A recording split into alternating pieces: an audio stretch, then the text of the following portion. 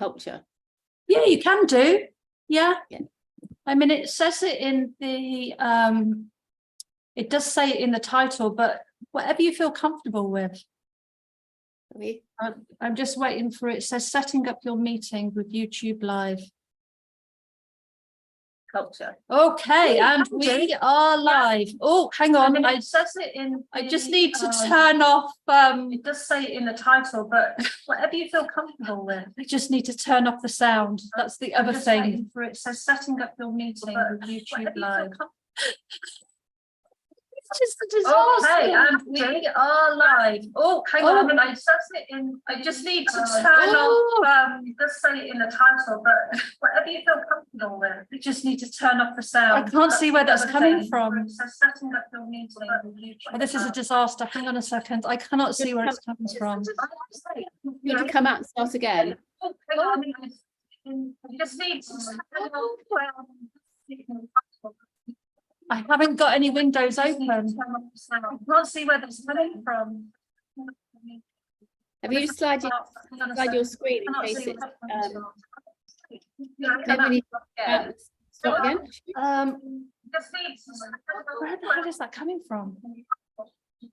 I haven't got any windows open. I can't see where that's coming. Right, I have got a window open. It streams on another browser. Right. Dr. Lizzy, welcome. So sorry. That's very I'm gonna have to chop that off. It's a bit manic. Amazing to be here. So we're all about in this session ending workplace toxicity, because that is my mission. And why am I so passionate about it? And obviously I know we'll discuss that in a minute, but I think the first fact I want really everyone to take on here is I did a survey a few weeks ago. 93% of people who answered it said they've been exposed to toxicity in the workplace. Whoa, 93%. And even that doesn't surprise me. But the other really scary thing as well, apart from the impact on the individual, which can be devastating, in 2022, the Harvard Business Review found that at 15.7 billion was being spent in UK on people that had left. 1 in 5 people are leaving because it's a toxic environment. Wow. And also 29 billion is being lost through present absenteeism. So what that means, people that, because it's such a difficult environment to work in, they're just not working productively. That's quite staggering. I mean, what's causing it? Why is it so high?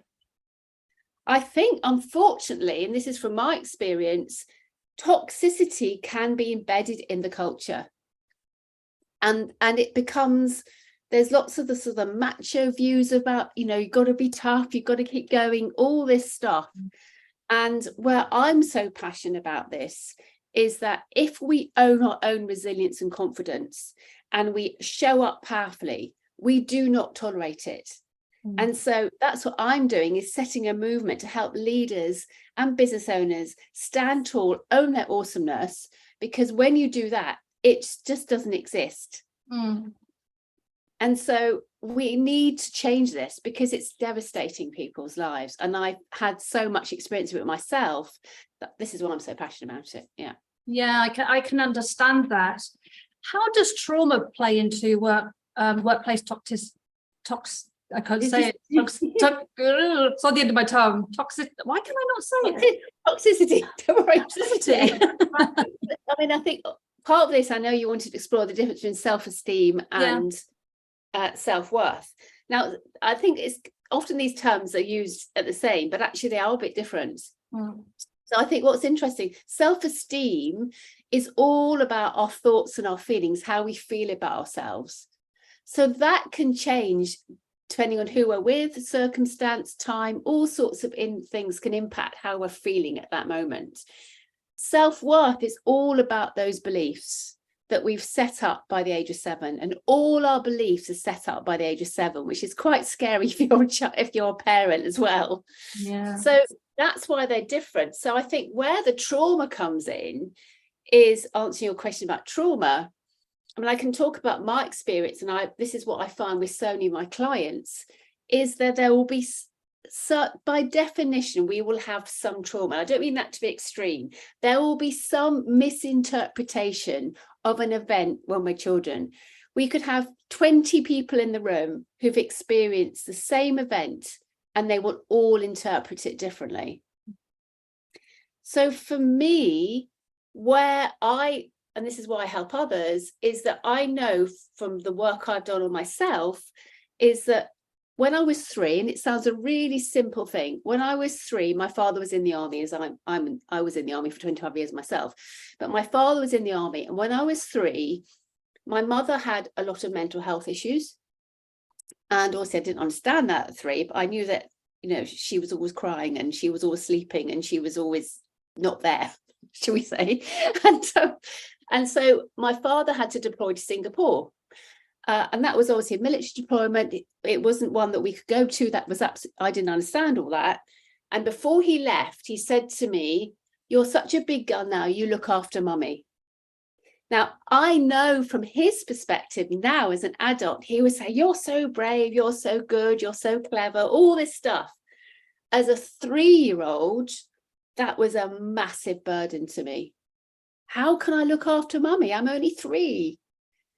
And so that set up my belief that at 3, I was not good enough. How can I do this? And then when we have that belief, what happens is that becomes our blueprint, and we start collecting evidence throughout our life. It's like we've got these blinkers on, looking at, right, I'm looking at I'm not good enough. When I was 7, I was abused by our vicar. And at that time, my father said to me, the vicar wanted me to go back to see him the next day. I said I didn't want to go. And my father said to me, again, not wanting to trivialize the thing because he didn't know what to do, he said, "Oh, you must go and have tea with the vicar." So as a child, and I know again the reasons why he said that and all that sort of stuff, and my mother came with me, it was all okay. However, as that was more evidence I'm not good enough. If I was good enough, my father would be going around and banging his door and telling me he would be really there for me. So that set up my belief that if my father, who I love and adore, is not there for me, I can't be good enough. I thought I trusted my father. Well, he has betrayed my trust. So therefore, if I can't trust him, I can't trust anyone. And that was my blueprint throughout my life until I unpicked it. And so we can have these as a child, and it doesn't have to be traumatic. It could be a maths teacher tells you to put your hand down in a maths class when you're 6, and then 20 years later, 30, 40 years later, you find it difficult to speak up in the boardroom because you've had that story. If I put my hands up, I'll be shot down, so I won't speak. It's all in our subconscious. We don't even realize it's going on. It's like old software that just needs updating.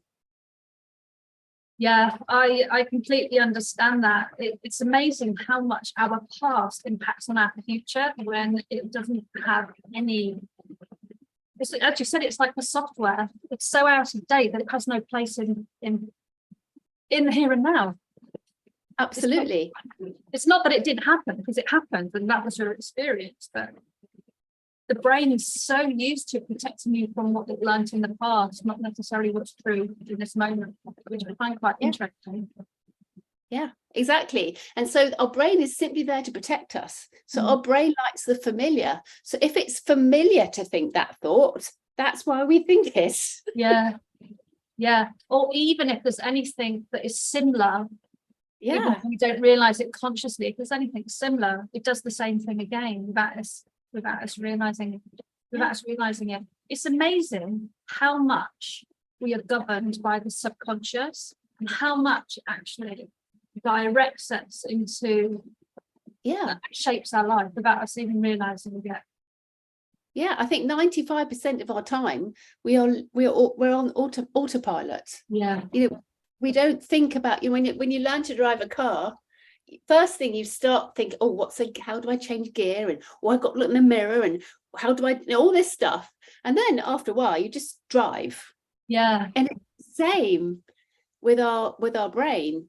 So actually but the great news is that while 95% we're on automatic, that 5% is the magic where we can make a massive difference. And that's what doing all the work on mindset and unpicking these weeds, as I call them, then you can absolutely capitalize and let that 5% be driving you and not that 95%. Yeah, I guess the 5% then becomes much bigger than the 95%. Yeah, well, it has all the power. And Yeah. so we have a choice, but we'd often, you know, Yeah. I had some very tricky bosses, which is why I'm so passionate about this. I didn't find my voice until one day, and I was really passionate about giving others a voice, which is hardly ironic now looking back at it. So wanted to give other people's a voice, you know, whether it was nursing, midwifery, whether it was when I was around the world speaking, I was passionate to give them a voice. You're awesome, you're amazing. But when I was back in the office, in that culture, I didn't have a voice until one day enough was enough. And I stood up and I said, this has to stop. What was the tipping point? The tipping point for me was my boss had undermined me one time too many. And I still don't know why it was that particular moment, opposed to he'd done it so many times. It was just, I think probably because I was doing some self-development at the time. And it just switch went. I thought, right, this is it. And I suppose because I was so passionate about giving others a voice, I thought, right, I've got to do this for other people. I've got to stop it for everyone else. And it was a defining moment, because that moment I found my voice and I had this energy within me I never knew I had. All these words were coming out, all you know, controlled, empowered, confident, just like, boom. And Everything that was in it. teaching. Boom. Yes. Yeah, nice. Boom. And that's when I set my mission to end workplace toxicity. Yeah. It reminds me of that saying of you end up working with the people it is that you actually need to, the work you need to do on yourself. It's something like that. It goes something like that. All our clerks are mirrors of who we are. Yeah. We're just a bit further down the line from there. Yeah. Done a bit. Yeah, sometimes. Sometimes not. Sometimes. Exactly. And that's the whole point. Yeah. Sometimes I'm like, why are they stuck? And then I'm like, oh, it's because I'm stuck, but I just haven't realized I'm absolutely stuck. They'll come to us with issues. Oh my God, how did you get inside my head? Yeah. Would you say that the trauma that you experienced as a child, the main impact was on your voice, or did it express itself in different ways?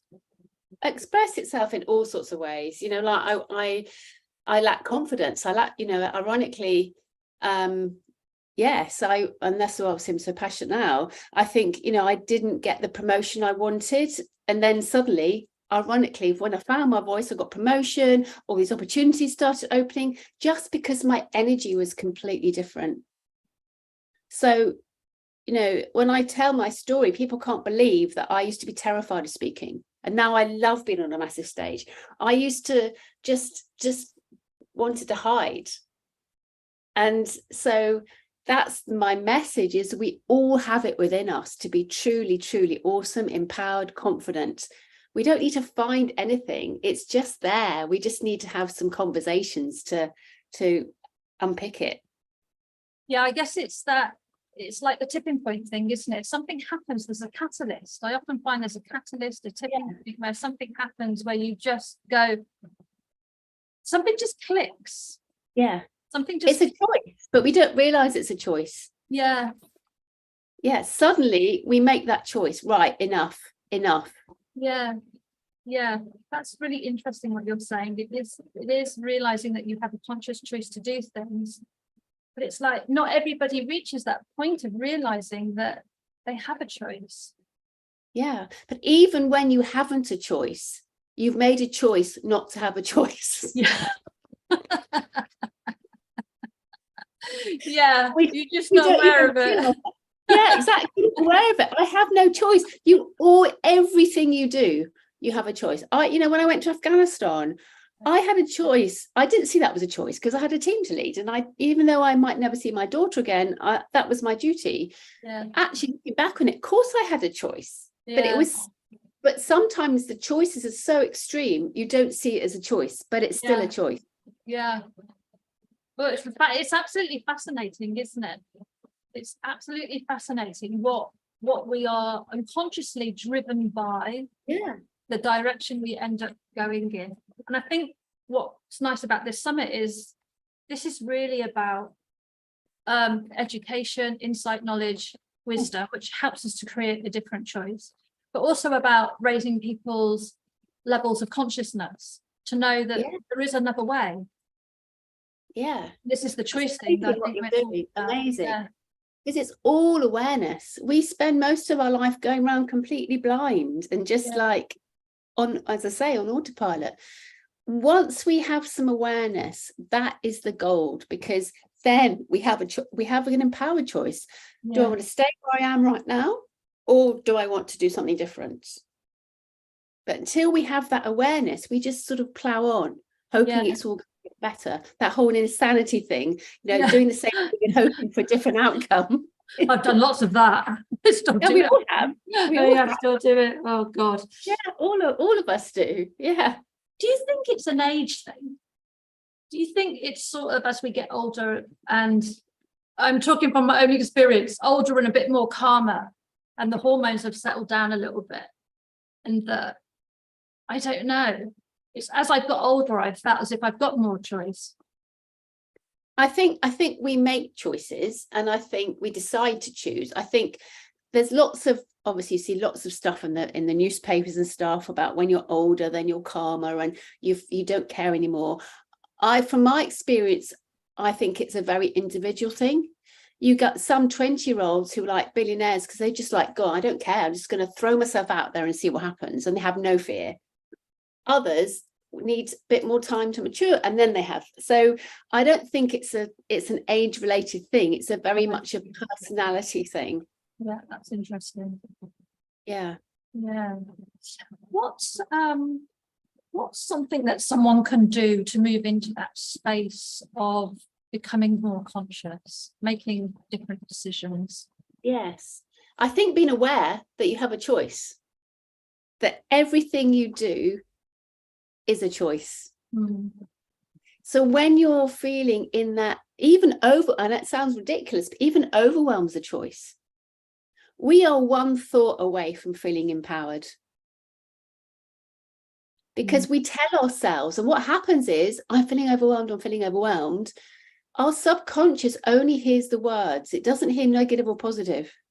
So if we be very, very careful of the language we use out loud into ourselves, because if we say, I'm overwhelmed, our brain will say, right, you're overwhelmed. I'll give you all this stuff. So you want to be overwhelmed, okay, here you go. So this is why it's absolutely vital. And again, it's the awareness of what language we're saying in our heads and what language we're using outside. If you're using, it's a nightmare. No, it's not. You're awake for a start. So, but we can use this catastrophizing language, which is like, and I call our words are our wand, because it's like a wand. You want to feel overwhelmed? I'll make you overwhelmed. You want to make it a nightmare? I'll make it a nightmare. But we can flip it. I talk a lot about switching our thinking. You can do that in a second. And some of that is by asking yourself the question. If you notice any should, then you're number one, you're making yourself wrong or other people wrong. If you say why, unless it's about your vision, your purpose, the moment you say why, you're making yourself wrong. Why is this happening to me? It's disempowering. Whereas if you change to a what and a how, then you get yourself out of that, back into integrity with yourself and back to possibility. How can I make this better? What do I need to do next? It takes you out of that. Why am I feeling like this? Why does it always happen to me? All this stuff. So the simple thing is just changing that word can make a massive difference. And what you're doing with your body, because when we're stressed, we're all kind of crunched up, and actually opening our body, it just reduces our stress hormones. And what are we focusing on? So how do you open your body? Literally, if you think like Superman, Superwoman, if you notice that you're sitting at the desk and you're feeling a bit overwhelmed, I guarantee you'll be all kind of scrunched up. And I'm standing now, I've got a standing desk. Now, not everyone obviously wants to get a standing desk. But you know, when you're standing, you're in much better energy, and it's all about energy. So, you know, if you've got a meeting that's a bit more challenging, or you've got a phone call, do it standing up. Put your before I got my desk, I used to put my laptop on a cardboard box, just because the energy is different when you're standing. You can't slouch. Well, you can a bit slouch when you're standing, but it's, you know, you're grounding your feet. So that will be, you know, it is so simple, and yet can be completely transformational. I just talk about it as the triangle of transformation. What you're focusing on, what's your language, and what's your body doing. What can you do when you're just completely, because I used to experience this a lot, when I just get completely locked in my head. And it's almost like I've got a split personality, that I'm so consumed by a trigger or the trauma that it's like I can't get out of my own head. It's like I've been cut off from the net. Horrible. Yeah, awful. it's horrendous. Yeah. So you have to break the pattern. Now, the best way to break the pattern is obviously do something different. So it means literally going away from your desk, getting in the fresh air for 5 minutes, breathing, because and actually concentrate on breathing out longer than you're breathing in, because that metabolism in our body, and changing that. This is why changing the focus is asking yourself a different question. How can I feel better?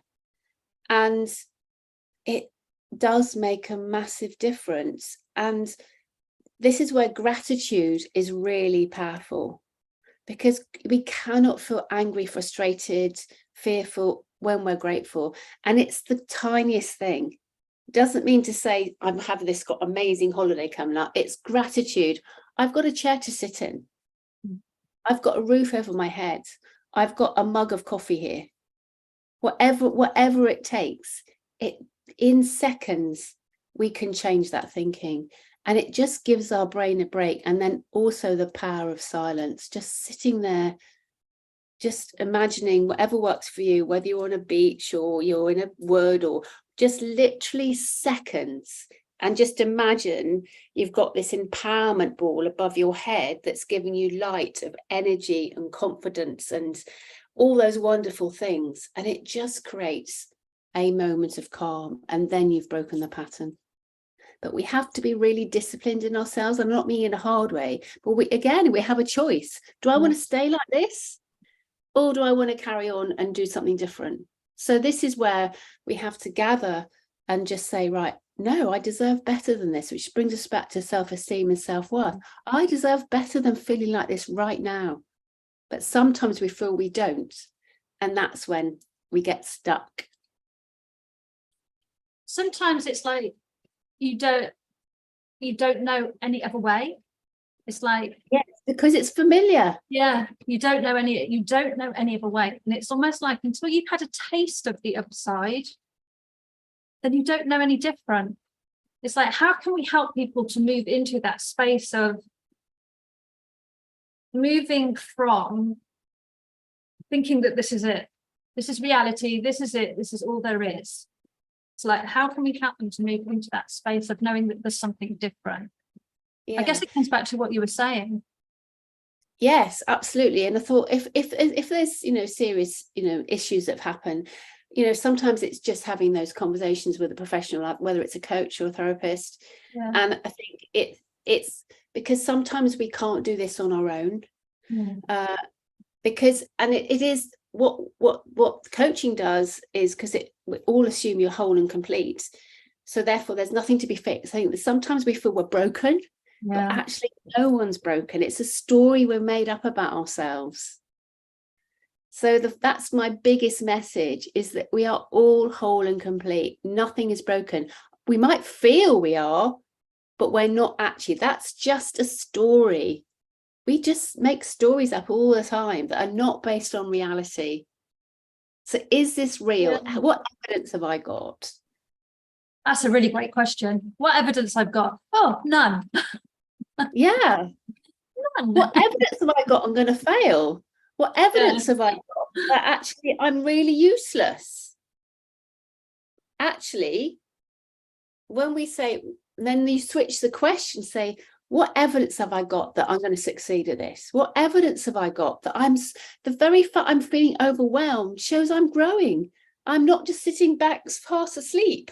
I'm actually overwhelmed. Celebrate it. And that's how you can change your thinking. Celebrate it, because if I'm overwhelmed, I'm doing lots of stuff that's making me feel overwhelmed. So yeah, I'm doing great. And I love what you said. I think that's a really interesting thing that you just said about that we're not broken. We think we're broken. Because I always think of coaching. I did coaching and I do coach, but I always think of coaching as trying to fix someone. It's the opposite, absolute opposite. Coaching. I love the philosophy of coaching. Everyone is whole and complete. All of us have everything we need, with more resources you could ever imagine. Sometimes it just takes a conversation to realize it. And once you realize it, everything changes. So the ability is within us.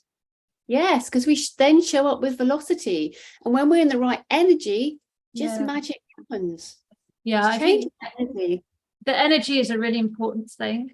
It's I think it's that difference between having the doors closed or the doors open, and learning to move into a space where you can open the doors and be ready to receive. Ready to receive. All there waiting. These are quite big things to learn, though. If your doors are closed, it's like that's quite a big difference in someone's personality and someone's character, to sort of like slowly start opening them to be able to receive. Yes, I think this is why having conversations is so important, because by having a conversation, you pluck out those weeds. Now I see that 3-year-old story. It took me a while. And the great news about this is our subconscious only pop up with stories when they're ready to release them. It's true. So that story when I was 3, I had no idea that was my blueprint. Now I realize actually my father was doing it with love for me, not because he was burdening me. If I'd not done that work, I would still be in that place. It's interesting. I was having a conversation with someone yesterday, and they were saying something quite similar about, and it was the father as well, saying something to them at a very young age, and that imprinting on them, and then that carrying it, then carrying it into the relationships they had with their partners. And it wasn't that he did it maliciously; he did it out of care. But it was just, I'm not going to say received the wrong way, because that's don't think that's the right. I'm struggling for what I mean. It's just the interpretation. Because as a child you interpret it, but we're speaking as adults. We're not thinking in terms of a 3, 4, 5, 6-year-old. We're thinking in terms of adults. So we often don't realize what we say has the impact. So my godmother told me when I was a really fat child, and they called me a fat child. And so my godmother said to me, if you eat that Mars bar, no one will like you. I thought, oh, right, okay. So therefore I ended up with an eating disorder, because I thought, because I thought, if I'm thin, people will love me. Or because I had that I'm not good enough figure thing going on with my software. So, obviously I got it sorted and it's amazing. I love it. It's all good now. But I think, a simple comment that she said to protect me, because she didn't want me to be bullied, because fat children were being bullied. So she's don't have because you might get bullied. As a 6-year-old, I thought, right, okay, if I'm thin, people will love me. If I'm fat, people won't. So I will, as a teenager, had an eating disorder. Wow. It's like, how have we got ourselves into this? Someone posted something the other day, and I think they might have thought I was being a bit flippant, but I said we just have to come at everything with love and compassion. 100%. Get rid of all the other stuff. It's like, have we unlearned love and compassion? Have we unlearned because it's the most natural thing, but we seem to have unlearned it. Yeah. And I think Nelson Mandela is a fantastic example of this, because I do strongly believe until we manage our ego and that's there nipping at us, we cannot release our potential. And before he was imprisoned, his mission was always to unite South Africa. But I think he's an excellent example of what we're talking about, because before he was imprisoned, he was doing it from his wound. He was doing it from aggression, fighting, anger. Then in his 27 years in prison, he had this epiphany to do everything from love. Yeah. The difference was dramatic, as we've all seen. Yeah. He will always be my hero. He wanted the same mission, the same outcome, but he came firstly from his wounds, as in his childhood trauma, and then he came from love and compassion and care. That's interesting. I think I do quite a good job. I come from love and compassion. Yeah, it's I don't deal with stinking thinking anymore. I did, Nikki Owen, the good old Nikki Owen. Oh, love Nikki. Yeah. I did her Big Apple experiment, where she does talk to it, shout at one bit of the apple and love the other bit of the apple. I did the Big Apple experiment, and obviously the bit of apple I'd been talking to was rotten, and the other piece was quite healthy. And from that moment, I just changed how I spoke to myself, because I could visually see what was happening. And that's when I sort of was able to move into a space of being more loving, more compassionate, and using. I have to do that. I've not done that experiment. Oh, you have to do it. Speak to her about it. It's amazing. The Big Apple experiment, it's called. Wow. But it's so true. Yeah. So true. If we spoke to other people like we speak to ourselves, we wouldn't have anyone in the world that wanted to speak to us. Yeah, that's true. I don't do it anymore. When I talk about ending workplace toxicity, I all talk about toxicity in our heads. We are our worst bully. No one can beat us up like we do ourselves. Yeah, we are our worst. I wonder how this fits into what you were saying about the triangle. I guess it's about catching it and moving that into gratitude rather than about our language and our focus. Yeah. Are we focusing on success, empowerment, self-compassion, or are we focusing on beating ourselves up? Yeah, flip the switch just came into my head. It's like you need to flip exactly. I talk about switching it, and actually with clients, because I'm so generous, I give them a 2p coin. And literally nuts. So generous. But anyway, because then they have it on their by their laptop, and every time, or they have it, a picture of it. Every time they have a thought that's not helping them, how can you flip it? Literally. Oh, nice. I like that. Oh, that's really cool. They must flip it a lot at the beginning. They must just be like this. Yes. It's a visual. How can you get it back to it will be the king's head soon, but at the moment the queen's head. How can you just make sure that the queen's always on top? Yeah, I like that. That's really great. And I know this sounds very simple, but actually it's not as simple as I think we're making it out to be. But as soon as you start catching yourself, you'll just be amazed at how you talk to yourself. Yeah. I mean, even in 5 minutes, just sitting quietly and see what you're saying, and then write it down, and then burn it, because it's all lies. Safely. Don't want to be hard. But that's another thing I've done with my clients, is that it's the most empowering thing to see all those beliefs about yourself physically going up in flames. Yeah, because you don't have to tolerate them. That's the thing. No. It's a choice. We deserve it. All down to the self-worth, which is why changing our beliefs is so important.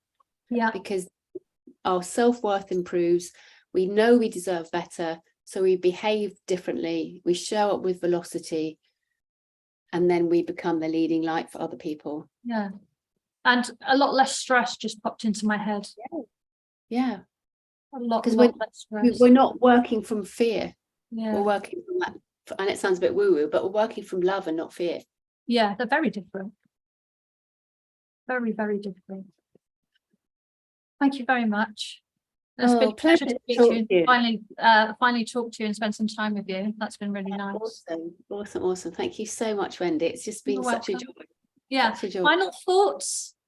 Oh, and how can people get hold of you, of course? How can people find you? Yes. So I'm on LinkedIn a lot. So my name's Lizzy Bernthal, as you'll probably see in the programme. I'm on all the social media platforms. LinkedIn is my main one. My business is Release Your Potential. So my website's rypotential.co.uk. And I give a free confidence cafe on Zoom once a week, which is just a drop in for half an hour. And I do LinkedIn Lives, which I then stream to other platforms once a week, just sharing tips and stuff. So fabulous. I'll put all the links below. And so LinkedIn, put LinkedIn on your website. I'll put, and the cafe you said you do once a week? Yes, confidence cafe and a LinkedIn Live. Yeah, brilliant. So I can send you the links. Yeah, that would be great. And then I can pop them below. Thank you so much for your time. Really appreciate it. Pleasure. And let's speak soon.